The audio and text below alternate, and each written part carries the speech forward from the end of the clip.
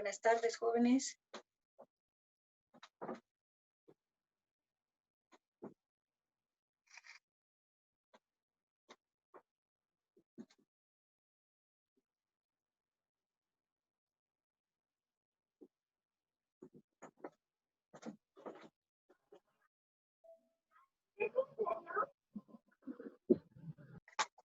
Buenas tardes, ¿cómo están?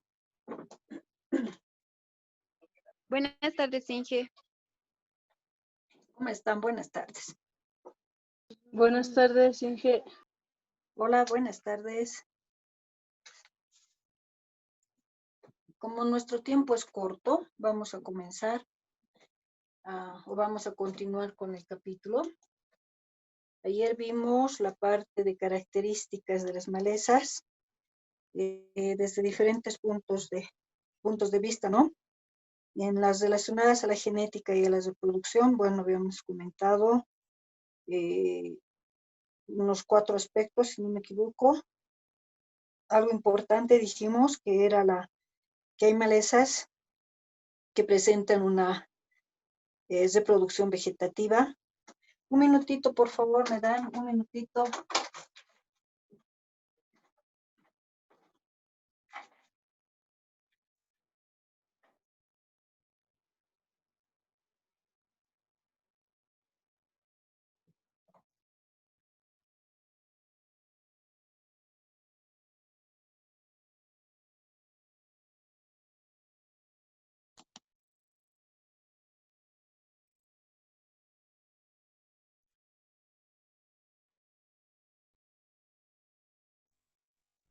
Buenas tardes, Inge.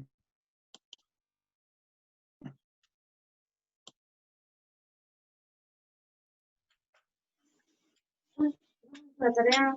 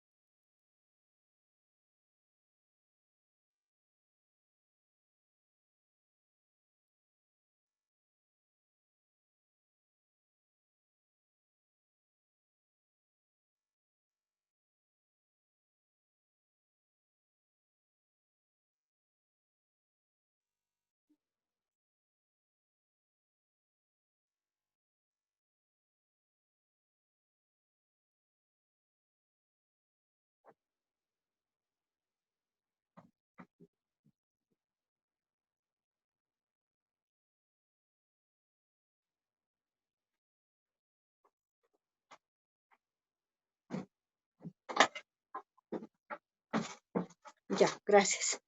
Y les decía que había malezas que se reproducen en forma sexual, otras en forma sexual y habían algunas que se reproducen en ambos casos, ¿no? Sexual y asexual. También dijimos que tiene una producción continuada, eso está relacionado con la germinación escalonada. Tienen estructuras para su dispersión. Hay varias semillas que llegan a tener una serie de estructuras como alas, especie de espinos, como unas púas, entonces eso ayuda a que se dispersen. Y también que forman ecotipos, ¿no? En relación a los ecotipos, bueno, ustedes se recordarán, es la forma, digamos, de adaptación de una especie en relación al lugar donde vive, ¿no? De ecotipos se puede hablar, por ejemplo, de la quinoa, que es un cultivo muy conocido a nivel mundial. Eso en relación entonces a las características. Pasemos ahora a la importancia de las malezas. Actualmente nos dicen que existen como 450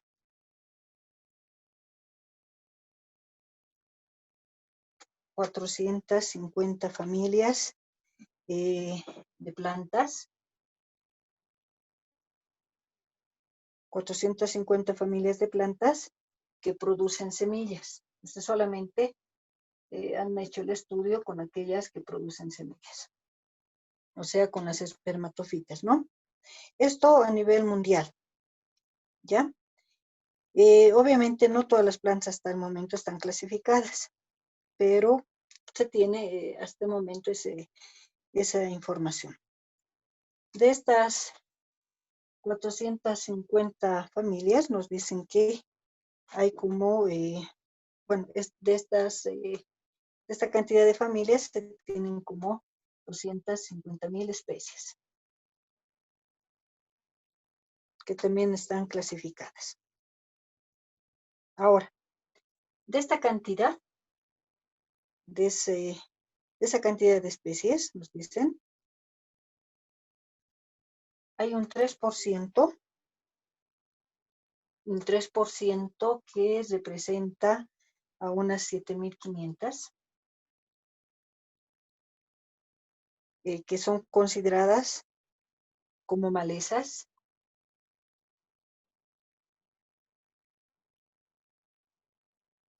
En algún lugar del mundo. Y de esta cantidad, solo el 1%, que llega a ser más o menos 75 especies, son malezas, malezas que provocan serios problemas en la agricultura. Y le ponemos malezas problemáticas, vamos a poner, en la agricultura.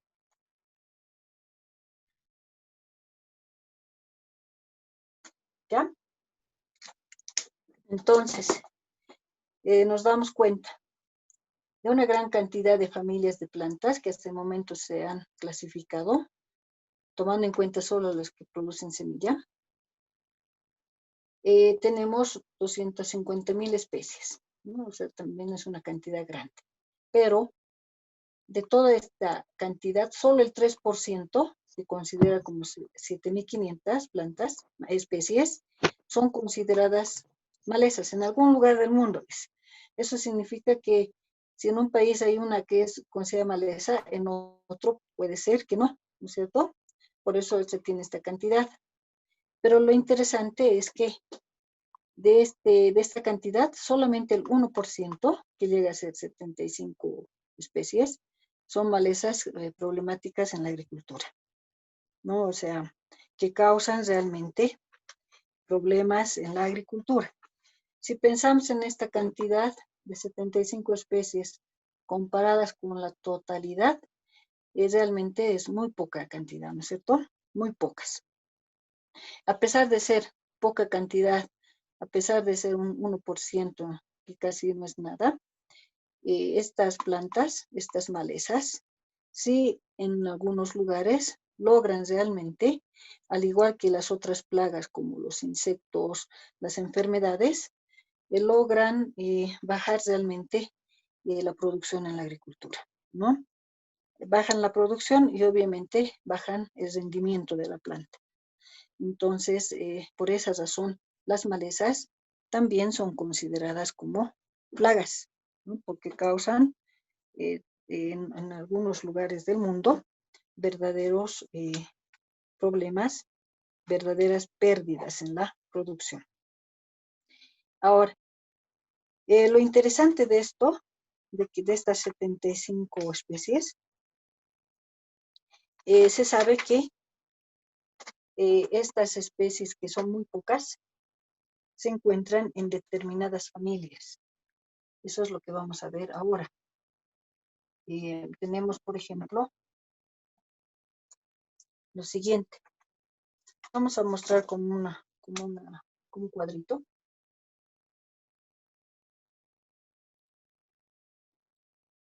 Tenemos la familia y el número de especies.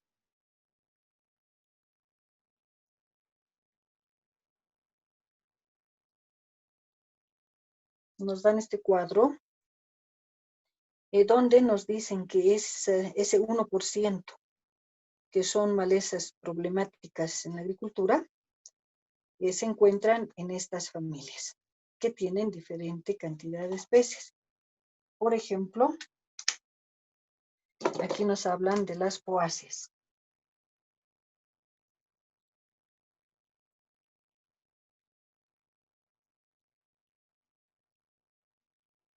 Las poáceas son una familia sumamente problemática y a su vez tiene una gran cantidad de especies.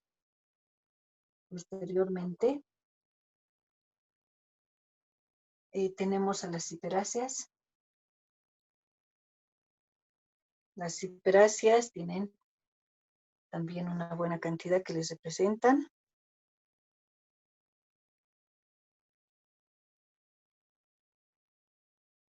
Las asteráceas están con también otra buena cantidad. Las poligonáceas.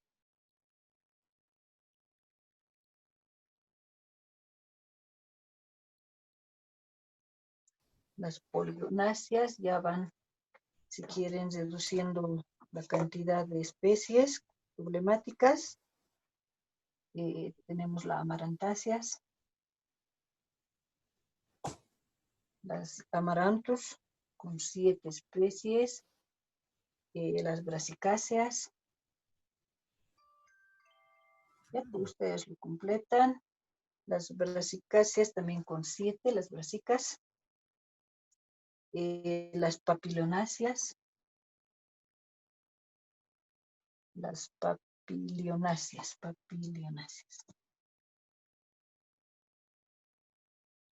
Estas están con 6. Las convolvuláceas.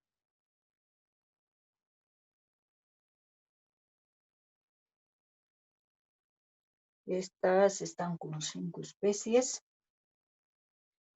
También tenemos aquí la euforbiáceas.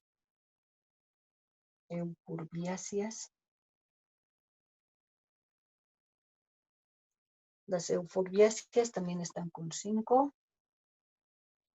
Chenopodiáceas, que no podían faltar.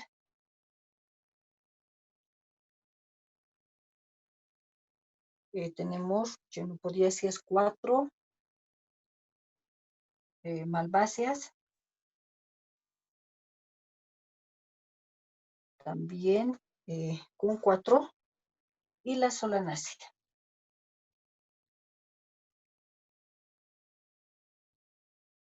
Con 3. Entonces, ¿qué nos dicen los botánicos, los fisiólogos? Que ese 1% que hemos mencionado anteriormente, ese 1% que son consideradas malezas problemáticas en el mundo, se encuentran en estas 12 familias. Estas 12 familias albergan a esas malezas problemáticas a nivel mundial. Cada familia, obviamente, con su número de especies determinadas. Si observamos la más problemática, las poáceas, que antes se llamaban gramineáceas, ¿no es cierto? Y otra problemática que tenemos las asteráceas, que antes eran las compositáceas. Y bueno, y de acuerdo a ello va bajando el número de especies de acuerdo a la familia. Inge, un favor. Sí. Perdón que la moleste. ¿Podría dictar la cantidad de especies de las 3 primeras familias? No se ve muy bien en la pantalla. De la poácea, 44.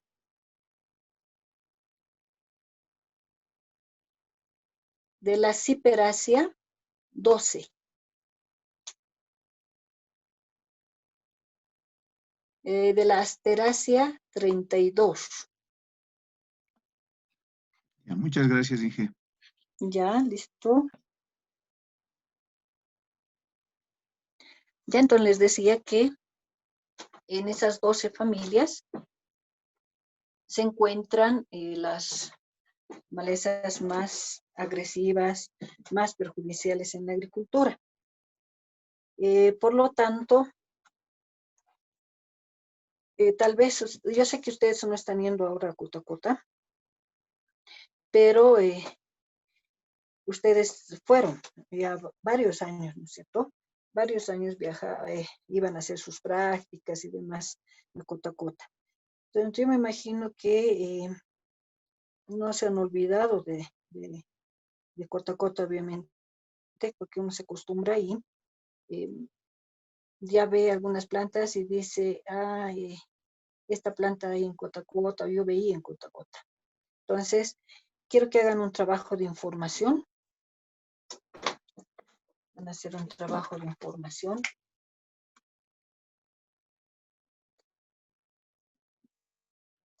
Trabajo de información donde quiero que averigüen si en Cotacota tenemos a estas familias. Ahora, hay algunas que son obvias, ¿no? Como las poáceas, por ejemplo. Aquí tenemos la más conocida, el quicuyo. Y así tenemos otras eh, en Cotacota. Entonces, la idea es que vean de cada familia si tenemos o no en Cotacota para decir en la estación experimental de Cotacota si tenemos a esas malezas que son agresivas o que causan problemas en la agricultura. Ahora alguien me dirá, pero ¿cómo vamos a ver si no estamos yendo, no? Lo que se hace generalmente es, si ustedes, por decir alguna de estas les parece no muy conocida, como la convolvulacia, por ejemplo, las convolvuláceas, tal vez alguien puede decir, no hay en Cotacota, ¿no? Pero si ustedes ponen en Google, en Internet, el nombre convolvulacia y colocan imágenes, ahí les van a dar, ¿no? Van a ver fotos de esta familia, donde van a ver que sí tenemos en Cotacota, ¿no? Ahí está. Y bueno, verán, y entonces van a reconocer, ¿no? Lo mismo que las euforbiáceas, ¿no es cierto? Los chenopodiáceas. Entonces, alguna que ustedes estén dudando también de acá, pueden ayudarse con el Internet, ingresando a imágenes y van a poder ver que sí, si tenemos todas estas 12 familias en Cotacota, o quizás algunas no, ¿no? Ese es el trabajo que tienen. Pueden hacerlo si desean viendo las fotos o tal vez algunos por la experiencia que tienen, bueno, ya se ubican, ¿no? Qué familia sí y qué no. Generalmente lo hacen como fotitos, ¿no? En una de estas está, por ejemplo, la lengua de vaca, tenemos ahí, tenemos la quinoa silvestre, tenemos de las malvas, tenemos la malva loca, la malva rosa. Bueno, tenemos varios de estos, ¿no? En Solanáceas el tomatito que le llamamos. Entonces, la idea es un poco reconocer si tenemos las 12 familias o no en Cotacota, ¿ya? Entonces, ese trabajo de información yo lo voy a habilitar en la plataforma para que lo entreguen hasta el siguiente jueves. ¿Alguien tiene alguna duda sobre este trabajo?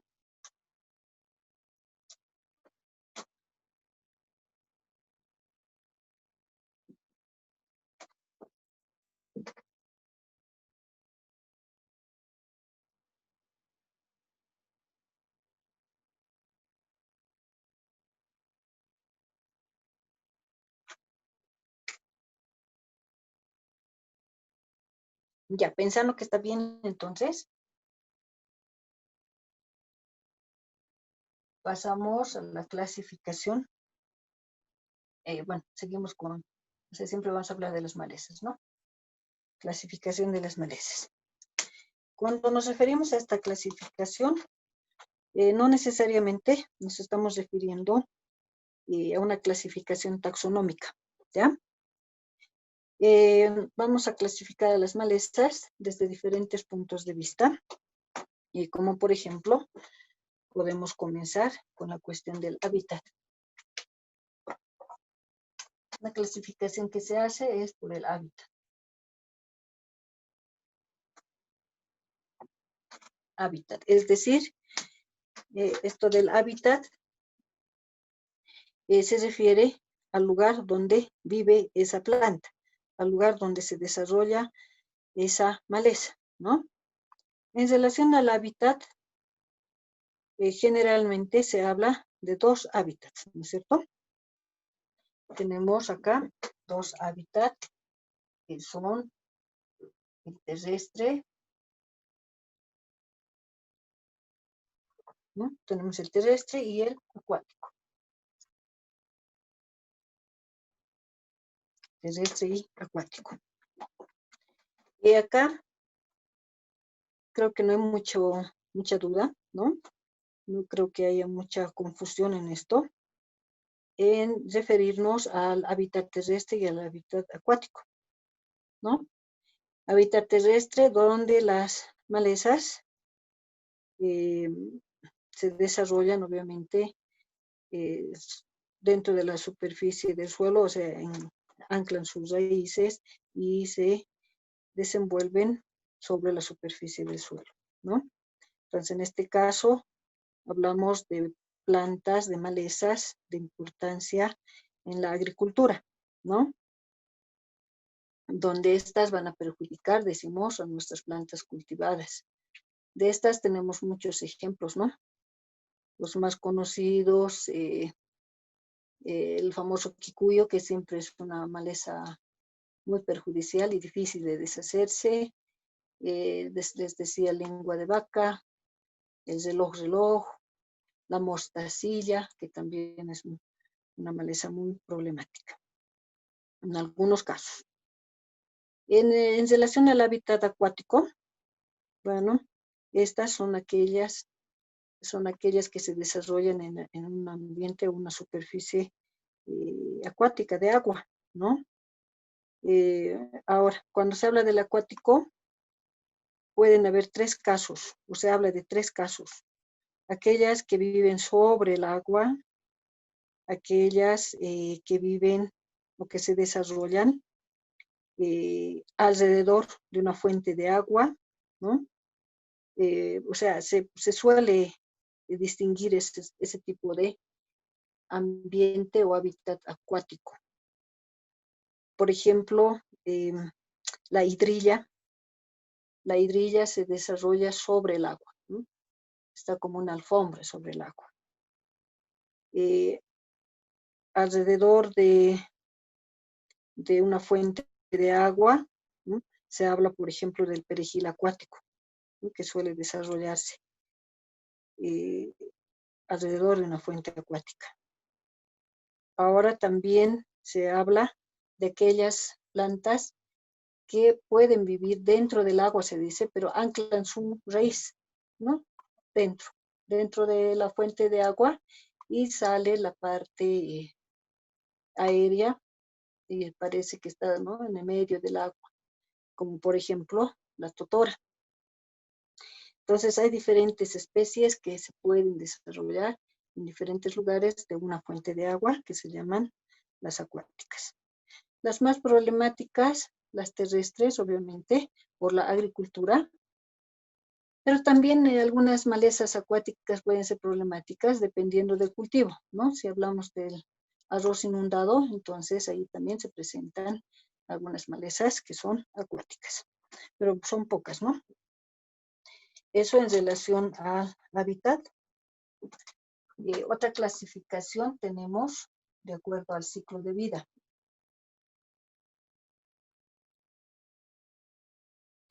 De acuerdo al ciclo de vida, aquí se suele hablar, por ejemplo, de las anuales, plantas anuales, las bienales,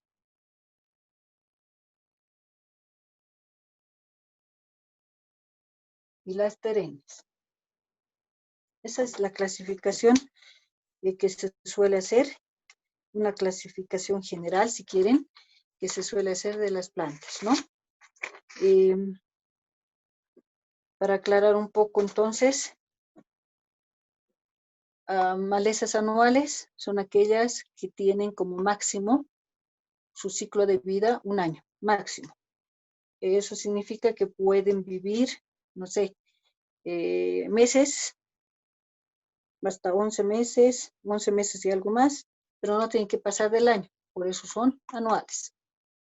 En cambio, las bienales son aquellas que se desarrollan o toman su desarrollo en 2 años, ¿no es cierto? Por eso es por eso se habla de un primer año, que es más que todo la formación, digamos, de la planta, se encarga de almacenar nutrientes, para el segundo año ser ya la fase reproductiva, ¿no? La primera fase vegetativa y la segunda reproductiva, donde va a formar flores y va a formar las semillas, etc.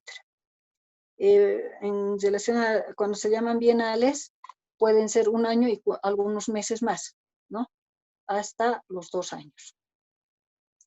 Y en relación a las perennes, plantas perennes, como su nombre indica, sabemos que son plantas que viven ya más de 2 años, ¿no? Pueden vivir más de 2 años. Pues pasan de los 2 años y ya tenemos, o ya se las denomina como plantas perennes.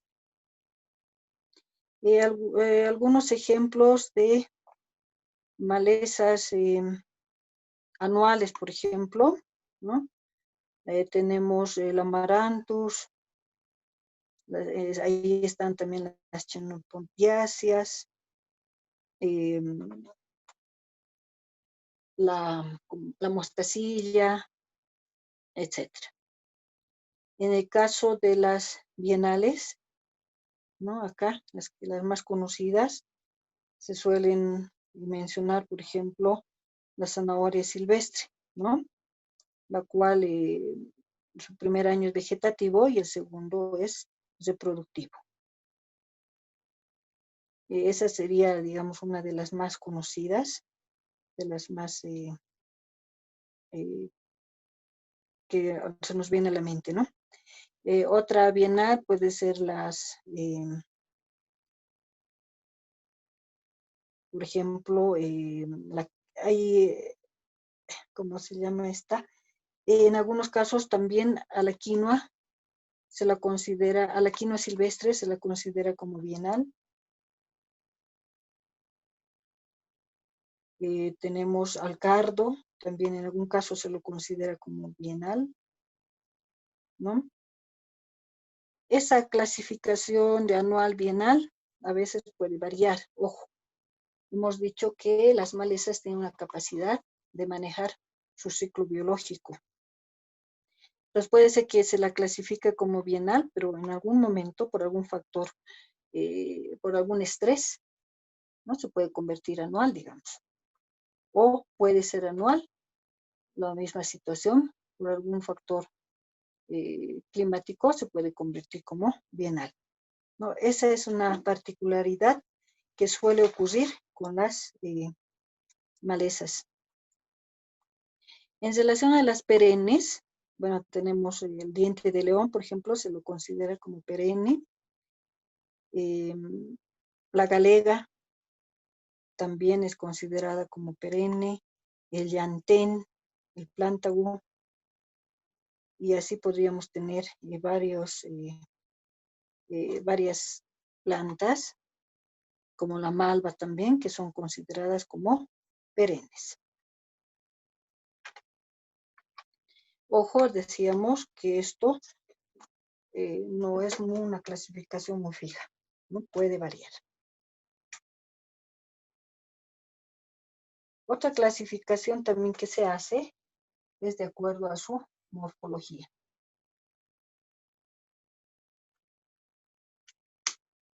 De acuerdo a la morfología, entonces, si ustedes recuerdan, cuando vieron botánica,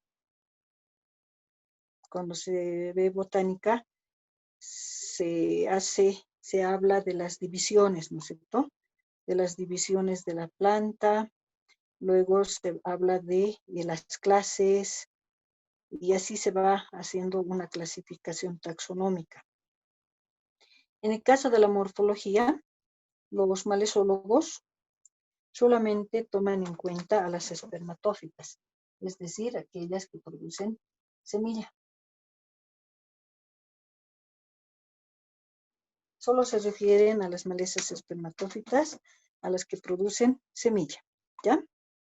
Y a esta división, que es la espermatófita, sabemos que esta división de las espermatófitas tienen dos clases, se dividen en dos clases. Los que recuerdan botánica, tenemos las angiospermas y las gimnospermas.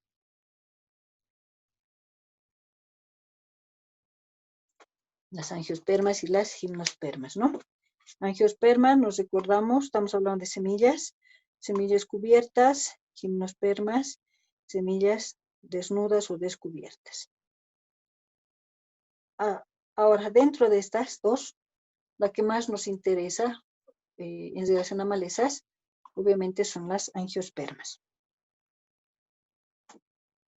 Y en relación a las angiospermas, se subdividen en dos subclases, ¿no es cierto? Aquí tenemos las monocotiledóneas y las dicotiledóneas.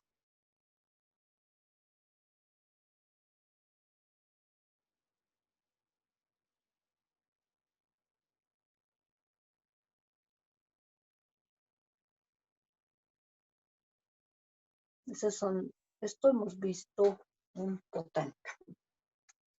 Bueno, y ahora sí, comenzamos en relación a su morfología, se da énfasis en esto, ¿no?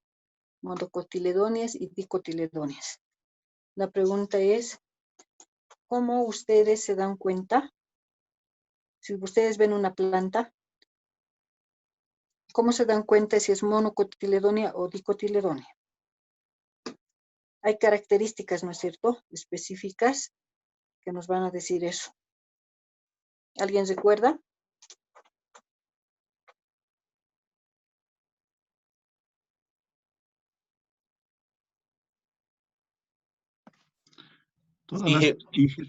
Todas las poáceas son monocotiledonas. Ya. Las dicotiledonas son las conocidas también como magnoleópsidas, ¿no? Así es. Sí. Por ejemplo, les decía, si les muestran una planta, ¿cómo se dan cuenta si es monocotiledónea o dicotiledónea? Ingeniera, eso hay que ver el tipo de hoja. Por ejemplo, las nervaduras de las hojas se tendría que ver. En las monos son paralelas, ¿Ya? las nervaduras, y en cambio en las dicotiledóneas las nervaduras son ramificadas. Ya, por las hojas. ¿Por el tallo te puedes ubicar? Sí, también, porque tienen, ¿cómo se dice esto? Las monos tienen, ¿cómo se dice? No me acuerdo ahorita bien, pero son como las divisiones que tienen, no tiene yemas, no me acuerdo bien ahorita cómo se llama. Tienen nudos, ¿no? Nudos o entrenudos.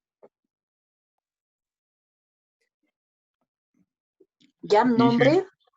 ¿Quién ha participado? Wilfredo Huanca, ingeniera. Ya. Inge, otra Wilfredo. característica. Sí. Las monos generalmente son herbáceas y las dicotiledonas son leñosas. Ah, O muy sea, bien. no todas, ¿no? Pero Sí, hay las excepciones. características, sí. Ahora, el joven que está participando, en cuanto a la raíz, ¿me puedo dar cuenta si es mono o es di?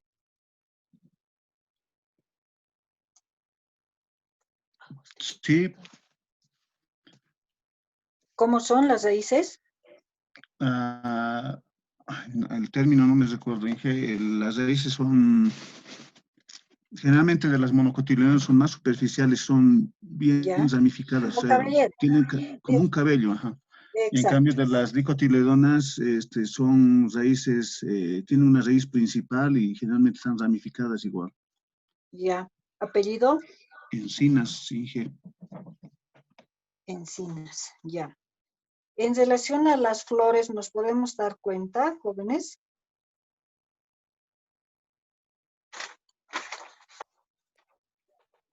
Ingeniera, sí, nos podemos dar cuenta, A ver, porque si nos ponemos a pensar en las poáceas, más que todo al fructificar, producen semillas y en algunas también no florecen, o sea, no muestran su flor, pero en las dicotiledóneas sí podemos ver, diferenciar que sí tienen pétalos, tienen la formación, ¿no?, de una flor. Es una característica más que podemos tomar en cuenta, género. ya. Apellido, Huanca Quispe. Ana, ¿no? Ana Carolina. Ya. Entonces, ¿nos podemos Sí, dar cuenta de que son Inge, mono o di? Sí, sí. perdón, en relación a las flores también, generalmente las monocotiledonas presentan inflorescencias y las Eso, dicotiledóneas puede ser que presenten inflorescencias o no, o sea, dependiendo. ¿no? Pueden ser flores solitarias, ¿no? Pueden Sí, ser inflorescencias. En las mono, casi siempre son tipo espigas, generalmente, ¿no? sí. Ujú. Ya han hablado de raíz, tallo, hojas, flores, frutos.